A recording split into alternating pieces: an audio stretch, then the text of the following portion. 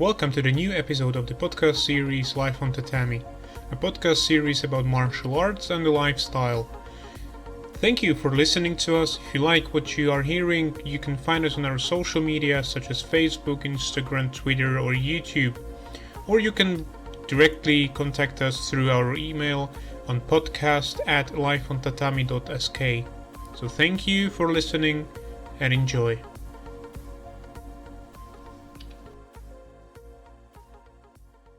In today's episode, I'm going to talk about black belts and things connected with those belts and ranks, why they are important, why I think they are important, and what are the basic issues with black belts.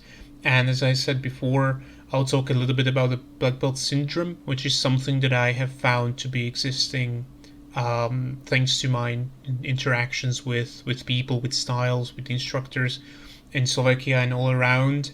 So if you find that there is something similar existing in your country or in your style, in your organization, just let me know.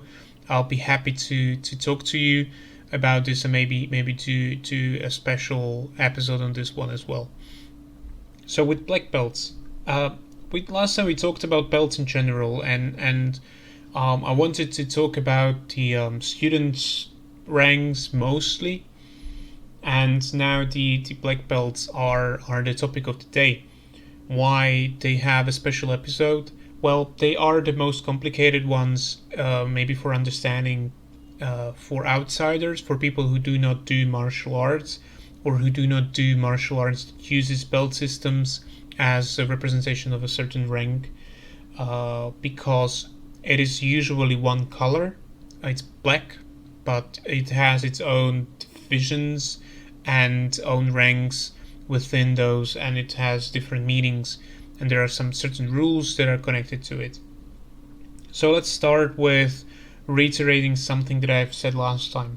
Each belt is a representation of someone's hardship, hard work, and blood, sweat, and tears and whatnot, and it's a representation of an achieved standard that had been approved by a committee or their master, and they had been awarded the rank.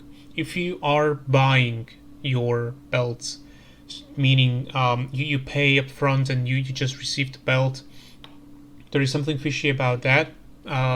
You usually pay a fee after the ranking, and that fee is for the certification itself rather than the belt. Now, each and every belt holds its meaning mostly to its holder, to the person who holds the rank, and no two black belts are the same. And when I say black belts, now I mean people, because each and every one is different. I'm different from the next guy over, and I'm different in my understanding of the technique. I'm different in what my body allows me to do. I'm different from the next guy in proficiency in certain ways. But what it means is that we have been awarded a recognition for the standard. And we have achieved the standard, and now we are there standing next to each other and being similar, but fundamentally different in our understanding of the technique, but still we have achieved the same standards. And now the standardization, as I talked about it last time, is very important for several reasons, but I will reiterate the one that is the most important for me, and that if I have a guy who is second degree black belt as I am, and the guy is training in France, we should know the same techniques and we should know the same principles in France than in Slovakia, than in USA, Australia, doesn't matter.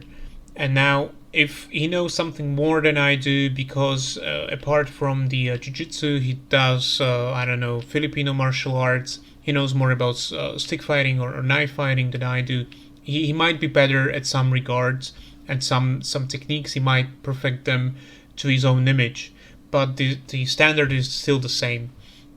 and I can be better at kicks and punches because I like sparring more, and I have a lot of friends who do kickboxing or Thai boxing, whatever, and we spar for fun, so I'm better at those.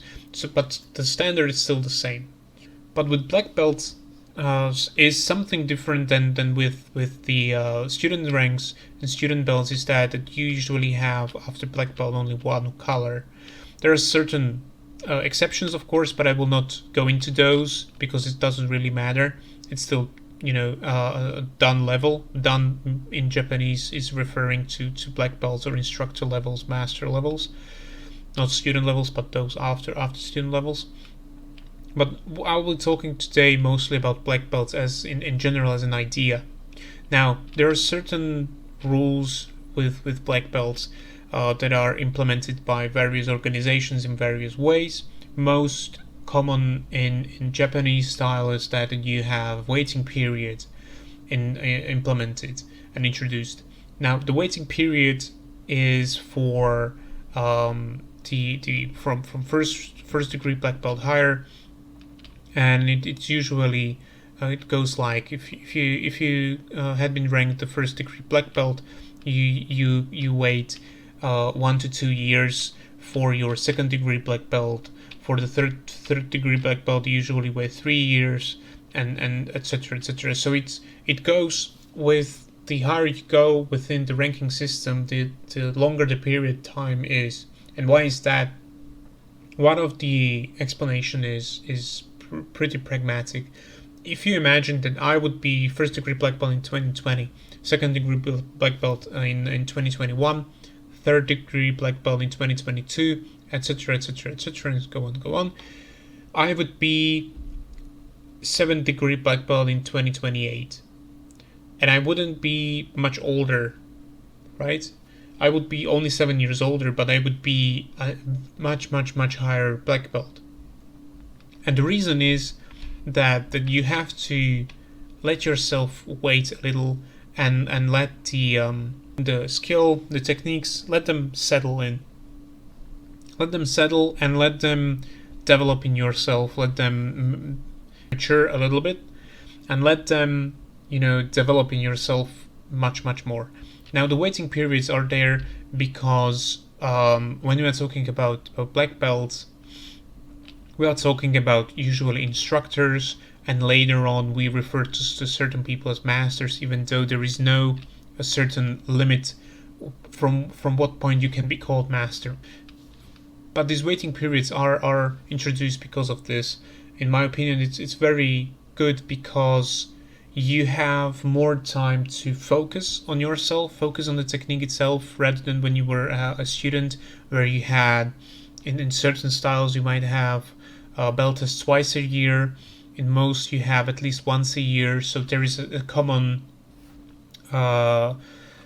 pace throughout your student years, where you have each year you bump up a little bit, color by color, rank by rank, and you have this circle that goes like, okay, you finished now you are learning the new stuff, then you will finish, then you are learning the new stuff. With black belts, it's more like you still learn a new techniques up to a certain point, of course, but you still learn new techniques. You are still trained by your instructor, and you are still working on yourself, but you are allowed to have more time to perfect, because it is expected out of you. It is expected to show more proficiency in movement than when you were a student, because now you are a black belt. The general population usually refers to black belts as master levels, especially in here in Slovakia. It is because it's an idea that once someone has a black belt, they can be a master. But the point is that they are not automatically, but it is referred to as such. I like to refer to black belts, especially when we're talking about lower rank black belts, first, second, third, fourth, maybe even something like that, as an instructor levels. Because what I have seen in most organizations that I have been part of over the years, it is expected out of you once you have black belt that you will take up some instructor role.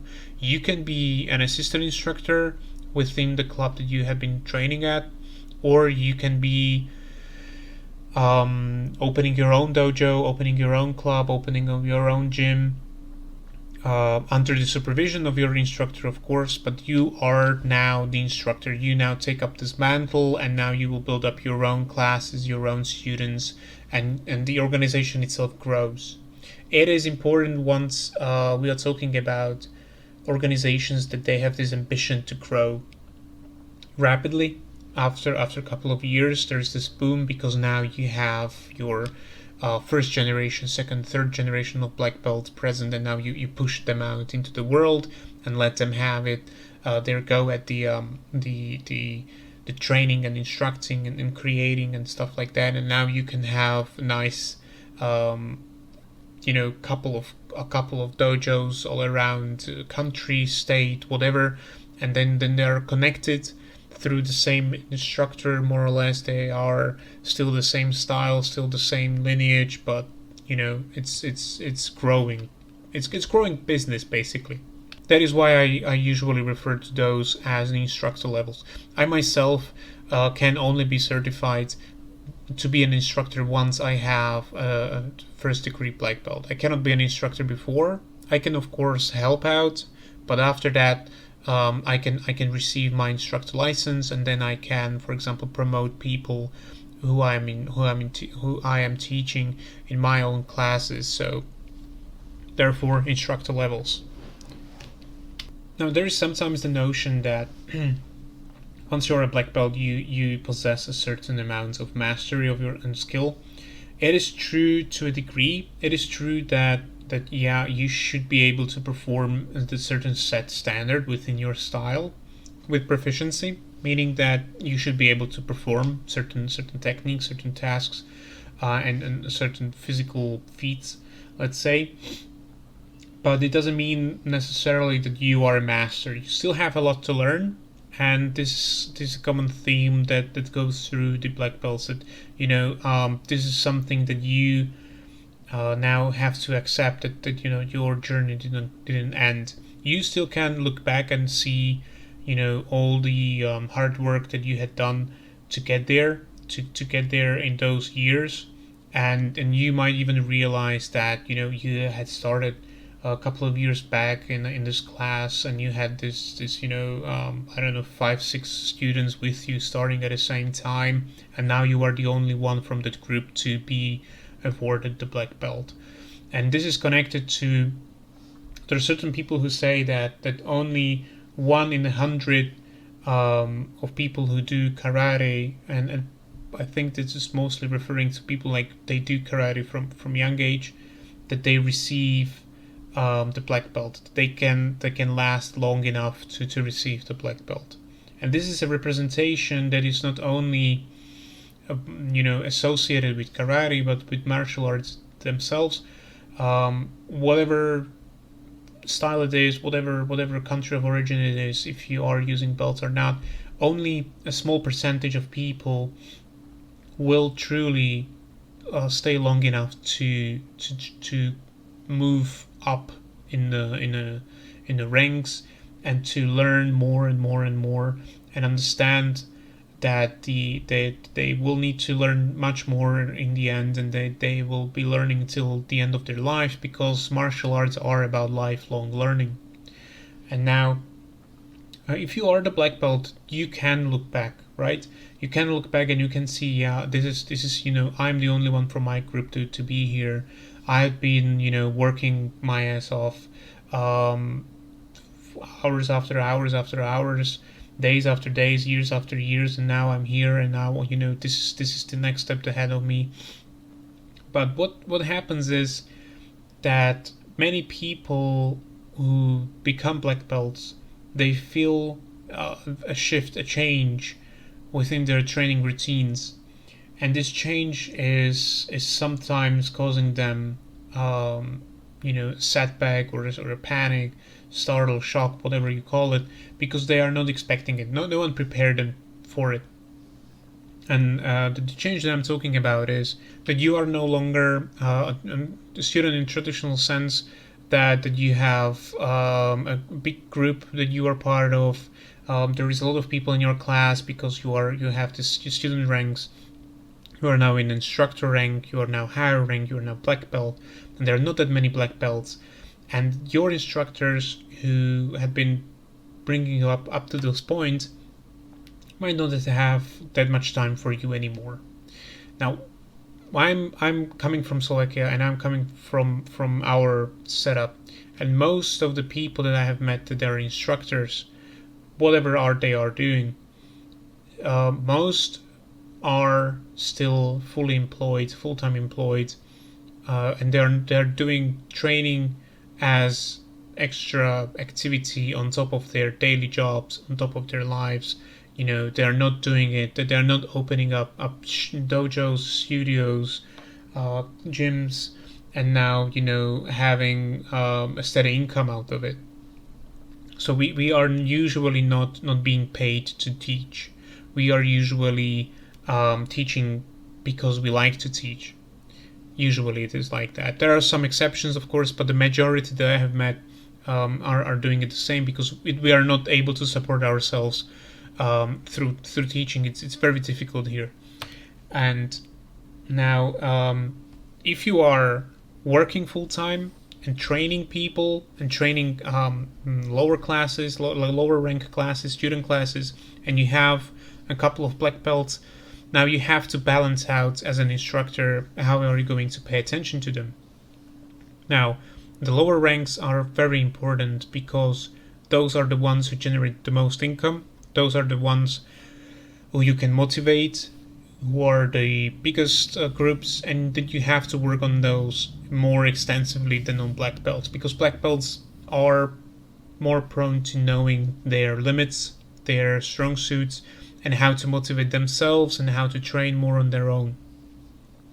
But the black belts now are facing that they have been given this attention as colored belts, as students, and now they are not given that much attention, but they're expected to do something more for the club. For example, take up some classes, or help out more on training, or teach white belts or yellow belts some techniques, and they lose the focus on their own progress, and they lose the attention that they had in order to achieve this progress. And this is something that causes a lot of people to resent the change and resent their teachers and to say, yeah, you're not paying attention to me anymore. But this is mostly coming out of the understanding that, look, your instructor has only this number of hours left in his week to teach, and now if he's going to focus only on the black belts, he will lose the next generations.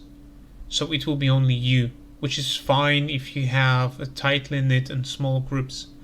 But in order to keep the clubs afloat, you usually need to have lower ranks in greater numbers, because they're paying the dues, they're paying for training, and this money is used for rent or for covering the expenses of the club in order to keep the club going on.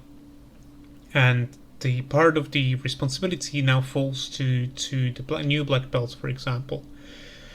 So they might find themselves not understanding the new situation that they have found themselves in the meaning that, look, I don't have 6 hours a week to teach you. I have now only 1 or 2 hours a week, or 2 hours every 2 weeks, or 4 hours a month. And now we have to make this work. But the assumption is that once you are a black belt, you are able to motivate yourself, train yourself more, or work with your peers if there are more black belts together, and to pull one another and to progress more. But you are now in a much safer zone because you do not have to achieve the next rank within 1 year or even 2 years. The pressure is lowered a little bit because the expectation of you being present on your own training is lowered, because it's like that. Usually it's like that. For example, if I take myself as example, I have my own club I train people. I do not have black belts yet. I have only junior belts, really junior belts, and I have a co-instructor there. We are both second degree black belts, and we usually, if I'm not taking COVID into account, what we usually did was that we went every month. We had a training session in a different city. I'm not going into details, but it's a different country, different city. But it's not that far. It's like an hour drive, right? So every month on Sunday we would hop in the car in the morning, drive for an hour to the training, do 2-3 hour training with our instructor, hop in a car and go back. And we did this before when we were preparing for belt tests, even before our black belt, because we were studying a new style together and we wanted to progress, and we didn't have any teachers here in Slovakia, so we had to move abroad for this. So at that time we went for 4 to 6 hours of training. Now we go for 3 hours of training, 2-3 hours of training, and it's enough because we now focus more on certain parts of the curriculum that is ahead of us for the third degree black belt. But we still find the time to go to our instructor. But after we return, we have to find our own time when we are training on our own, for example, or together with my co-instructor in order to get better, right? So to get better at what we are doing, and I cannot do this within my own classes because I am the instructor and so is he. So we both are teaching people, we are both teaching our students, but we do not have an extra hour. We sometimes rented out the gym for an extra hour, for example, so we could train our forms, so we could train together, so we could go over something in curriculum or something that we felt like we are not that good at, right? But you as a black belt have to be more proactive in your training. You have to find the time. You have to find the time to train yourself, to train with your peers, or to train with your instructor, and be prepared to do an extra step in order to achieve, because it is assumed that you are now hooked. That you are now hooked into the world of martial arts, and you are now hooked into the world of your style, and to be truly there to train, and you love it. And usually it is like that. And when I say usually, I slowly come to the last topic of today, which is the black belt syndrome. If you are not familiar, which I doubt you are, especially if you are not in martial arts world, but you might encounter it under a different name or no name at all. But it's the black belt syndrome. As a disclaimer, is that it is not an official diagnosis or anything like that. We just call it that here.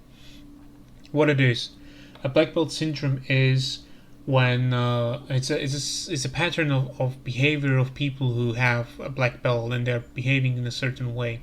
And what is the way that they're behaving? Well, one of the characteristics is that once you have the black belt awarded to you, it might be first degree, second degree, doesn't matter. You have this inescapable feeling that you are the smartest person in the room apart from your instructor. So no one else can tell you that you're doing something wrong because you are a black belt. If you are attending a seminar led by someone else, and that instructor tells you that you are doing something wrong, that instructor is simply mistaken, because your instructor is the only one who can tell you that you are doing something wrong because you are a black belt now. Or if you take it to the extreme, no one can tell you that you are doing something wrong because you are a black belt now. And those kind of people usually end up creating their own clubs and styles and whatnot. And eventually their lineage dies down because they lack people, they lack commitment, they lack skill, basically. Because they are only the beginning of their journey, let's say, and they still have much to learn, but they have stopped learning and started to promote their own view of truth, right? So one of the symptoms is that you are the smartest person in the room. The other symptom is that you refuse to learn anything else. As I said, that either from your master or someone else. But there is a different way how to approach this, and it is that no one else can tell you anything because your style is the best, your lineage is the best, your instructors, your masters, your peers. And if you are doing karate, BJJ is crap, Jiu-Jitsu is crap, Judo is crap, Kickbox is crap, Muay Thai is crap, Aikido is crap, Savate is crap, Silat is crap because karate is the way. And this belief is something that is causing a lot of issues, a lot of troubles, a lot of problems. And this belief is something that I feel as the biggest challenge created by the black belt syndrome. Now, why is the belief wrong? Well, simply put, it is wrong because martial arts, as they are different and various in sizes, styles, forms, whatever, they're all answered to the common question or the common topic, common issue. And the issue, topic, question is how to protect myself and how to defeat my opponent. This is the common thing. All martial arts are built around protecting yourself, protecting your surroundings, and by protecting yourself, defeating your opponent. Some martial arts might have been more battlefield-like. Some martial arts might have been more self-defense-like. It doesn't matter. It is all about the same thing. Now, the form, the outside differs from country to country, style to style, school to school, dojo to dojo. Doesn't matter. And if you understand that if I'm doing jiu-jitsu, and when I say jiu-jitsu, I do not mean Brazilian jiu-jitsu. Just disclaimer. I mean jiu-jitsu. It doesn't matter that I am better martial artist than the karate guy, judo guy, Muay Thai guy, or that Muay Thai is better than something else. It is all about people. If we are comparing, we usually compare fighters rather than styles. If you compare styles, then we might not understand what we are comparing. It is my opinion. And the belief that I have this ultimate truth laid before me because I'm doing something for 10 years or 15 years, 20 years, 30 years, I cannot be wrong, right? And this belief comes from fear. Fear that I might have been wrong all along. What if my style is not good enough? What if this technique really doesn't work? What if I'm not able to protect myself as good as someone else? So instead of doubting myself over and over again and trying to find a better solution or validation for what I'm doing in sparring, in talking with other people, training with other people, training in different styles to validate myself, yeah, right, I can hold myself, right? If I'm doing karate, but I'm learning something about ground fighting, I'm only doing myself a service. If I'm doing only BJJ, but now I'm learning something from the stand-up game, right? Boxing, kickboxing, Muay Thai, karate, Savate, whatever, Silat, doesn't matter. I'm only doing myself a service, because the understanding that whatever I do not devalue my style, my knowledge, myself as a martial artist. I'm not doing myself a disservice by learning something else. And now, not knowing this, not realizing this, leads people to firmly believe that their truth is the only truth around, and this is the only truth that I have to hold on, whatever it does, and I have to hold on it for dear of my life, because this is the only thing under the world and under the sun everywhere that is true. And this is the most corrupting, most devious part of the black belt syndrome. The belief that I am the ultimate fighter, the belief that my style is the ultimate style, the belief that I cannot be wrong. And it is heartbreaking to see a lot of people who are very good at what they're doing. They're good athletes, they're good fighters, they're good martial artists, but they lack the open-mindedness. An open mind is one of the things that led you to martial arts. You let yourself to have an open mind in order to start training in order to learn new things, in order to get out of your comfort zone and let you be punched and over and over and over, and training and kicked and thrown, and you tapped out over and over and over again, and you were sore and you were tired, but you let yourself to have an open mind in order to start it. But why would you, after you achieve a certain point, a certain milestone on your journey, a black belt, let's say, or a certain rank, why would you let yourself to close that mind only to defend yourself from doubt, defend yourself from having a second thoughts about something, and letting yourself to discover something else and to learn something else? If I see a guy who is really good, I know a guy. He's been training jiu-jitsu since he was 7. He's now 30. And he has been training with the late master from when he was 7.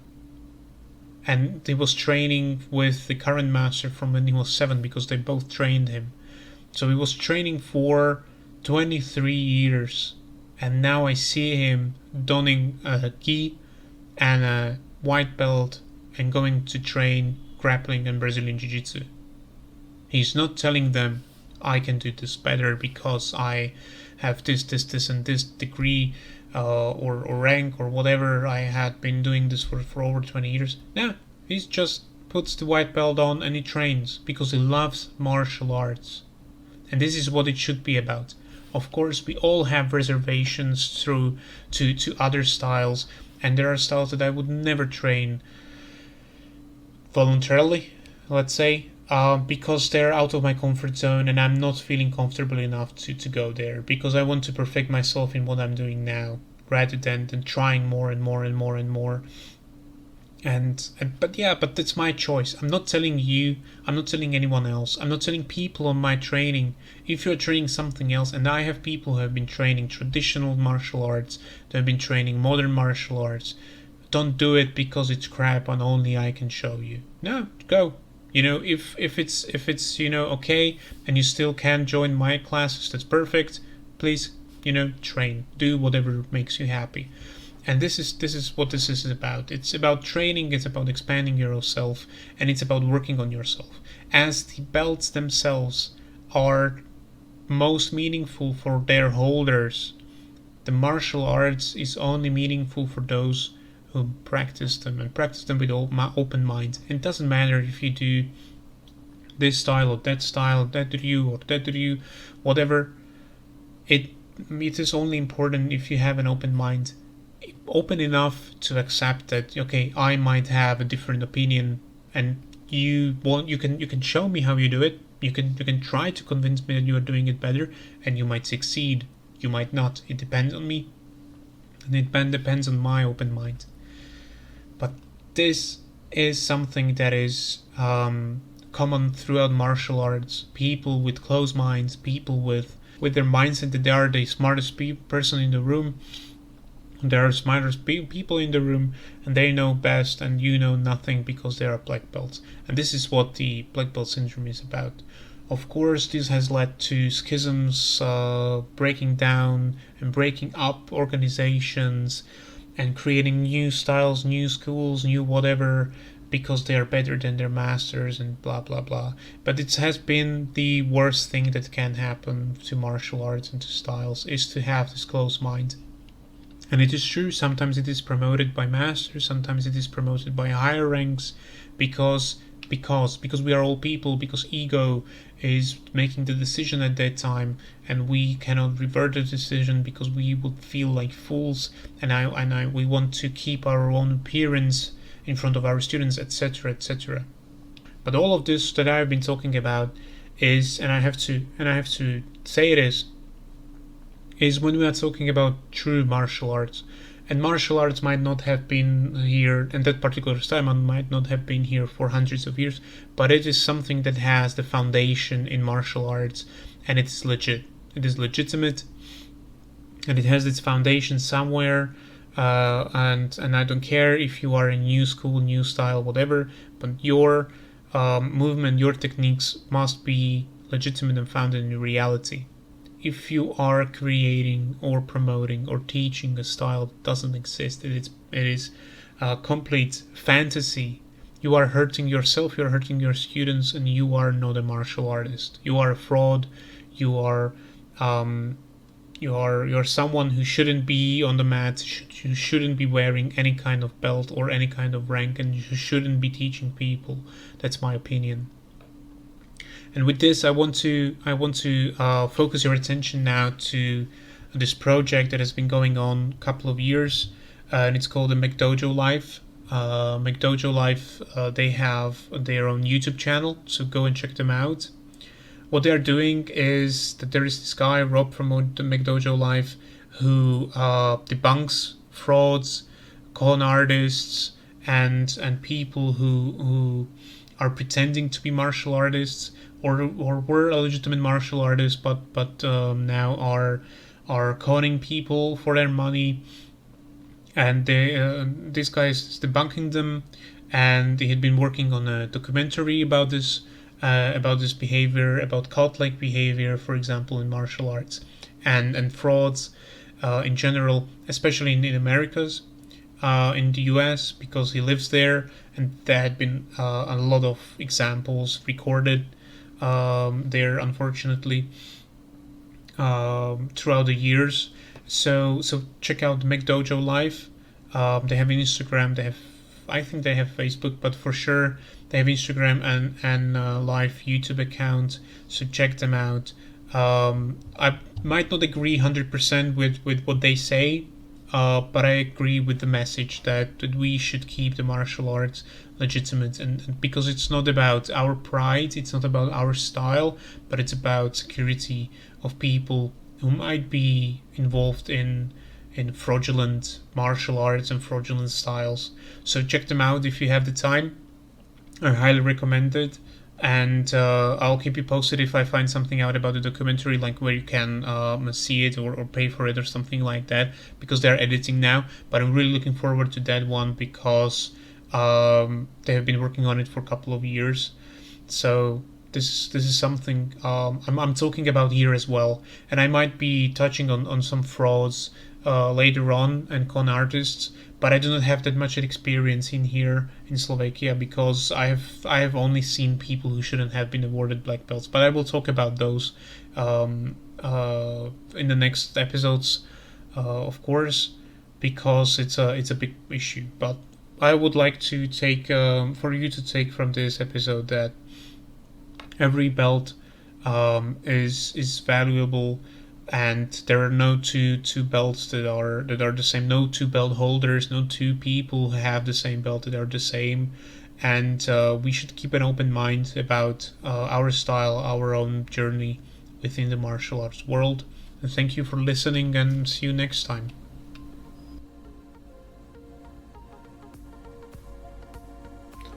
So that was it for today's episode. Thank you for listening to us, and if you like what you are hearing, let us know through our social media such as Facebook, Instagram, YouTube or Twitter, or directly to our email podcast@lifeontatami.sk. Thank you for subscriptions, feedback, and see you next time.